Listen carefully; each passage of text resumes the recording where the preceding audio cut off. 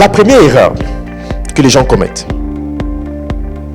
en tant qu'entrepreneur, en tant que vendeur, votre véritable métier c'est la vente. Je lui dis, au lieu de dire entrepreneur, on va dire vous êtes des vendeurs. C'est votre véritable job. Maintenant, vous êtes des vendeurs. La première erreur, c'est de penser que la vente est improvisée. Que la vente est improvisée. Ça, c'est la première erreur que commettent la majeure partie des gens.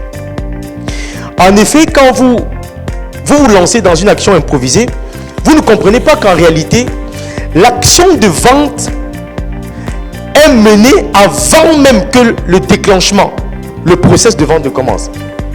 Et c'est la raison pour laquelle, très souvent, les gens ne comprennent pas que quand quelqu'un passe à l'action, il dit j'achète comment? Qu'est-ce que je fais? On paye comment? Quel est le moyen de paiement? En réalité, la vente n'a pas commencé à ce moment-là. La vente a commencé bien plus loin.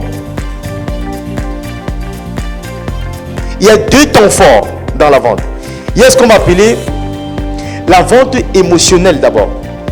Et la vente émotionnelle, c'est le moment où le gars a été suffisamment chargé en émotion et a suscité ce qu'on va appeler le pic, donc le point G. Je ne sais pas si on pourra voir quelques images tout à l'heure. Le point G, donc c'est le pic, c'est le niveau le plus élevé où vous êtes chargé émotionnellement et vous dites oui je le prends, oui je le prends.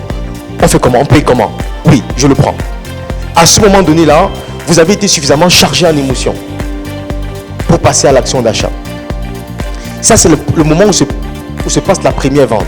Donc la deuxième vente, qui est l'action d'achat, en réalité, n'est que la conséquence de la première vente qui a déjà été réalisée.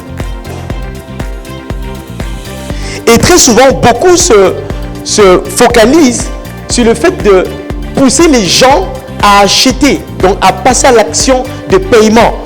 Mais souvent, ce qu'ils ne comprennent pas, c'est que si vous n'avez pas réalisé la première partie, qui est celle de charger suffisamment le gars émotionnellement et atteindre son pic, le point G, vous allez créer une deuxième chose chez lui, c'est que vous allez le faire fuir.